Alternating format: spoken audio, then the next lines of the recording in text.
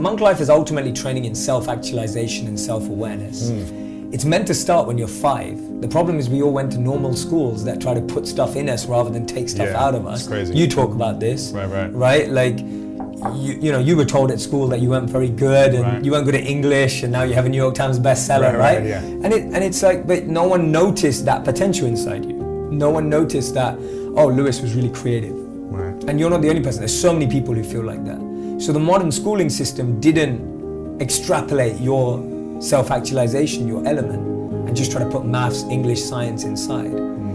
So the point is that you're trying to get to such a strong foundation that when you interact in the world, you're going with a sense of strength, fuel, energy to make a difference, rather than going into the world and then going, oh my God, where am I, trying to figure it out. And I find what happens today is that when you don't, we all know this, self-love has become such a big thing now.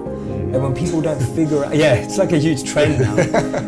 But my point is that if you don't start at a place where you have self-awareness, self-actualization, you have figured out what works for you, what your strengths are, how you want to be in an environment, when you walk out there, most of us just pretend to be someone else. Most of us get lost. Most of us get carried away. Yeah. So my point is, strengthen yourself, grow yourself, and then of course interact with the world. So we had that.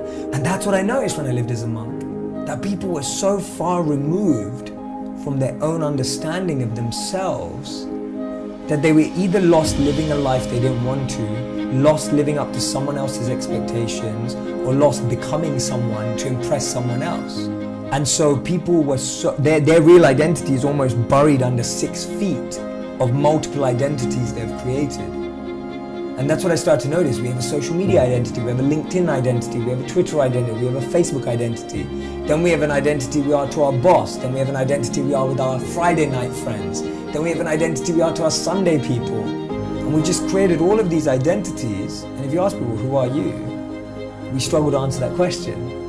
And so as a monk, you're just taught to dig deeper beyond all those identities and kind of, again, bring out yourself rather than define yourself. So that was what I noticed. I just started to notice that people had a big lack of self-actualization. They were very disconnected from what they wanted, needed, and understood about themselves. And most people's identities were crafted by the reflection in this mirror of their mom, dad, friends, boss, partner, whatever.